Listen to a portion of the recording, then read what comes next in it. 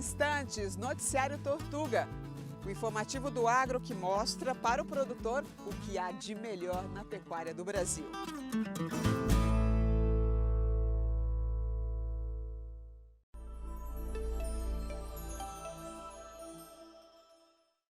Olá, sejam muito bem-vindos ao Noticiário Tortuga. Hoje vamos conhecer a história do verdadeiro rei do gado do Brasil, o Dr. Roque Qualiato, depois da vinheta.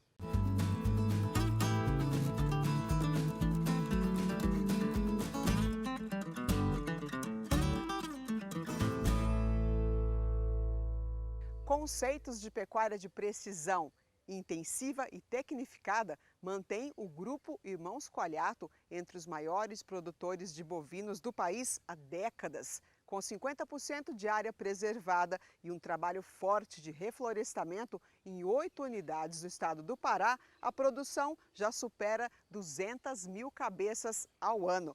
O repórter Cairo Rodrigues foi até Ourinhos, interior de São Paulo, para conversar com uma referência da pecuária brasileira, Dr. Roque Qualiato.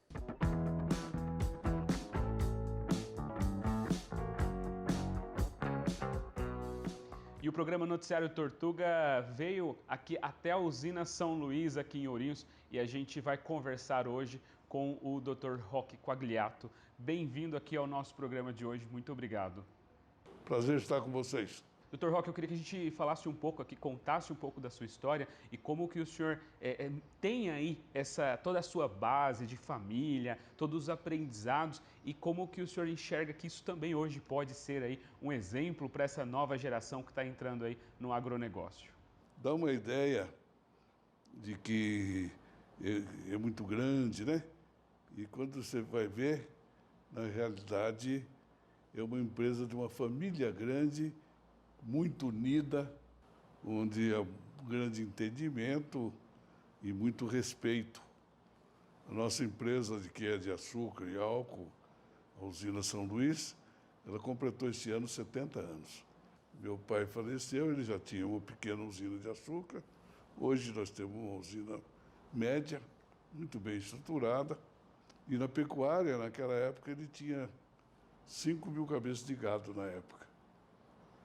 E ele gostava de gado. Tinha um pouco de café também.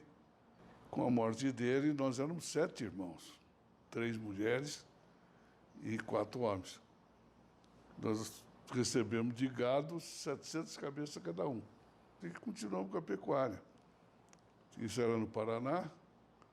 Acabamos de indo para Goiás, alugando terra, fazendo parceria, comprando propriedades. Isso durante a década de 60 a 70. De 70 para frente, já pensamos em expandir em novas fronteiras. Daí o governo militar queria ocupar a Amazônia. Então eles facilitavam, convidavam e facilitavam muito para quem quisesse ir para lá. E nós acabamos aceitando o convite, estudando a região, fomos a várias regiões para conhecer e acabamos pela opção do sul do Pará. Nós queríamos expandir a nossa pecuária. Nessa época nós já estávamos bem situados com gado aqui em São Paulo, e no Paraná e em Goiás. E o preço era muito convidativo. O preço da terra, porque não tinha infraestrutura nenhuma, então era terra nua. Outra coisa que nós pensamos naquela época era a parte de para sair os bovinos. Naquele tempo não tinha frigorífico, não tinha estrada, não tinha nada. Então nós tivemos que fazer um estudo bem feito, o que nós vamos fazer. Logo no começo, nós chegamos, não tinha estrada, não tinha nada. Como é que faz? Nem para levar um gado lá, não dava. Daí, logo de um ano e pouco, abriram um picadão dessa estrada que estava projetada. Uma picada na mata. Então nós levamos o gado de Goiás, de caminhão até Redenção. De lá para frente, tocava no meio dessa picada, no meio da mata, para chegar lá. Levamos só novilhinha desmamada, para ganhar tempo, porque não tinha para onde levar. Então levamos as novilhas, essas novilhas ficaram lá. Demorou um ano para enxertar. Depois demorou um ano para parir. Depois demorou um ano para desmamar. Daí demorou mais 2 anos para erar o garrote e engordar. As fêmeas não se vendia. Então você demorou praticamente 4, 5 anos para fazer o ciclo. Daí nós já tínhamos estrado. E Já aquilo desde... foi crescendo. Sei que dali a pouco nós estávamos com 100 mil cabeças de gado lá. Desde o início, uma boa estratégia e um bom planejamento foi essencial. Sempre, e acreditando, né? Acreditando no negócio. E eu sei que quando você viu, tem um quadro aí até, quando atingiu 100 mil cabeças de gado. Agora, foi investido muito dinheiro. E tivemos bons colaboradores para nos ajudar. A região foi boa. E daí foi para a tecnologia. Eu, por exemplo, achava que seria a coisa mais difícil fazer uma inseminação em grande escala. E conseguimos fazer o maior programa de inseminação da época. Inseminava 40 mil vacas, sabe? Era um negócio bonito. Transferência de embrião sexado para fazer novilhas girolanda, sabe? Então foram programas maravilhosos que foram realizados lá no Pará, usando tecnologia, aumentando a produtividade dentro da mesma área, né? E procurando hoje uma coisa importante sobre o meio ambiente. Mas hoje é certeza absoluta, eu posso afirmar que existe uma consciência de preservação do meio ambiente. Isso é consciência já do produtor rural, não existe mais esse negócio, não, vai lá, toca fogo, não. Sabe, isso aí existe uma consciência muito grande de preservação do meio ambiente. A pecuária está evoluindo junto com as novas informações, as novas Sem tecnologias. dúvida. E hoje o crescimento ele precisa ser vertical, né? Ele precisa ser um crescimento, igual o senhor falou, produzindo mais nas mesmas áreas que a gente já tem, né? Nós temos uma fazenda lá que ganhou até um prêmio daquele rally da pecuária, não sei se vocês acompanham. E ela é, há uns anos atrás, como a melhor fazenda de integração lavoura e pecuária. Áreas que foram, que já tinham sido formadas em pastagem, nós fomos abandonando, plantando, ajeitando e ficamos. E aumentamos a capacidade de suporte de gado dela, entendeu? Daí já entrou a lavoura e pecuária. E planta o capim também junto com o milho. Tira o milho, colhe o milho, tem a pastagem e a terra está coberta, está protegida do sol. Então, em novembro planta de novo, então você fica nesse intercâmbio aí de lavoura e pecuária e o suporte do rebanho na fazenda aumentou. Vocês atingiram 100 mil aí há pouco tempo, o senhor falou que hoje é um pouco mais aí de 120 mil cabeças de gado. Conta um pouco mais para a gente desse trabalho diretamente aí com a pecuária. E nós fazemos uma pressão muito grande de seleção de fertilidade. Nós temos um gado registrado para fazer os touros para nós. Praticamente não compramos touro, compramos muito sêmen. Usamos touro para repasse. E nessa pressão de seleção, nenhum animal lá, nenhuma matriz tem o direito de não me dar um bezerro por ano. Então nós criamos um rebanho de alta fertilidade, entendeu? Por essa pressão.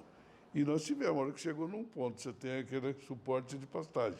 Não podemos ter mais. Então, daí passa só a descartar e melhorar a parte racial, né? Tudo o que o senhor desenvolveu aí, tudo que o senhor contou, essa história, ela serve aí de exemplo para alguém e o senhor bem disse que muitas pessoas hoje se inspiram nessas histórias para também começarem, desde ali na sua primeira cerca, no seu primeiro rebanho, no seu primeiro animal ali para o lote de rebanho, e aí quando vê a pessoa já tem aí já uma propriedade, está crescendo, está ajudando a alimentar o mundo, que esse é o trabalho mais importante que o nosso agronegócio tem aí a levar. Né? O pessoal precisava valorizar mais o homem do campo, né? Eu me lembro quando fizeram aquela novela O Rei do Gado, né? Então a televisão mostra o quê? Tinha um peão, que era o Zé do Araguaia, não valorizou um veterinário, um agrônomo, enfim, não valorizou uma vacinação, que o Brasil naquela época tinha problemas com a fitose, não valorizou uma campanha de ensinamento, né? Tanta coisa que a televisão poderia fazer, né? E foi, isso não dá ibope, né? Pô, não precisa dar ibope, mas sutilmente mostra coisas positivas, né?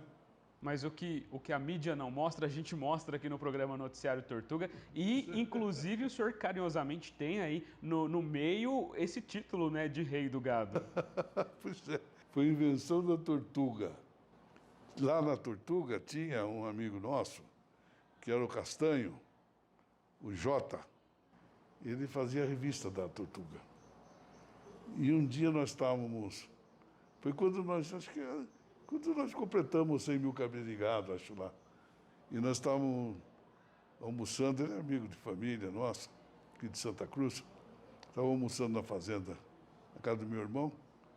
E ele tirou uma fotografia de nós 4 e pôs naquele boletim da Tortuga, os verdadeiros reis do gado, não sei o quê, papapá, e fez uma matéria. E ele começou com essa bobagem aí. E é um título que eu acho que é justo e é merecido. Eu só queria agradecer aqui mais uma vez o senhor por nos receber aqui, por contar pra gente, dividir um pouco dessa história aqui conosco. Muito obrigado mais uma vez. Eu quero agradecer vocês aí, né? E estamos lá sempre às ordens, utilizando Tortuga.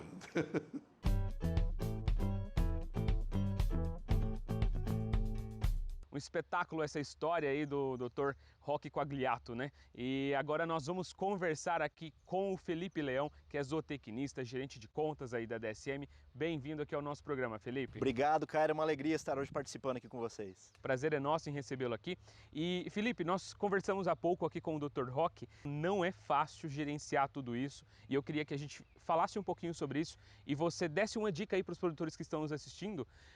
Como que o produtor pode ter a visão, pode olhar para a sua fazenda e ver ela como um negócio para ajudar justamente nesse quesito aí da gestão e de criar estratégias para a propriedade? Na verdade, o que a gente vê é que ele traz essas questões do grupo, né? Ele traz a forma do grupo trabalhar para a empresa pecuária, digamos assim, né? Ou seja, ele separa toda a parte de balanço, ele não mistura as duas empresas, isso é feito de uma maneira, Cairo, que uma empresa não interfira no balanço da outra e dessa maneira ele consegue entender como está a saúde de cada uma dessas empresas e assim, se necessário, né, intercorrência, ele consiga ter esse plano de ação mais bem definido. O que o produtor precisa para começar a implementar a gestão na sua fazenda se ele ainda não tem esse processo? A grande questão, Cairo, é o produtor entender muito bem como a fazenda está trabalhando.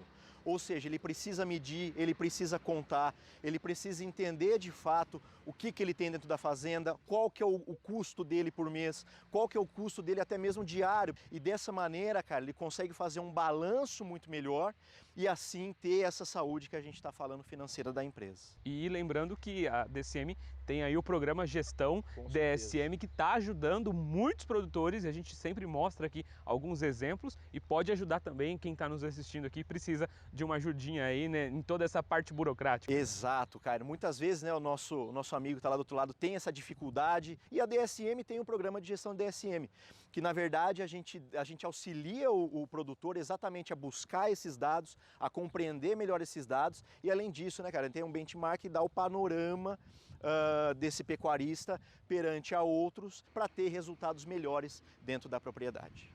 É isso aí, recado dado e você, produtor, pode procurar um técnico da DSM aí que a gente tem espalhado por todo o Brasil. A nossa equipe está à disposição para te ajudar. Felipe, obrigado mais uma vez pela sua participação aqui no nosso programa de hoje. Foi uma alegria, Cairo, estou à disposição. Um abraço aos amigos. Um abraço e meus cumprimentos a toda a família Quagliato, que eu tenho orgulho de ser conterrânea. E você pode participar do Noticiário Tortuga. Mande mensagens, depoimentos em vídeo, perguntas para o telefone da nossa produção, que é o 11 97081 5655. Também busque nas redes sociais o perfil @tortuga.dsm. Nós estamos no canal do Boi de segunda a sexta-feira, às 7 horas da manhã. Obrigada pela audiência. Até a próxima.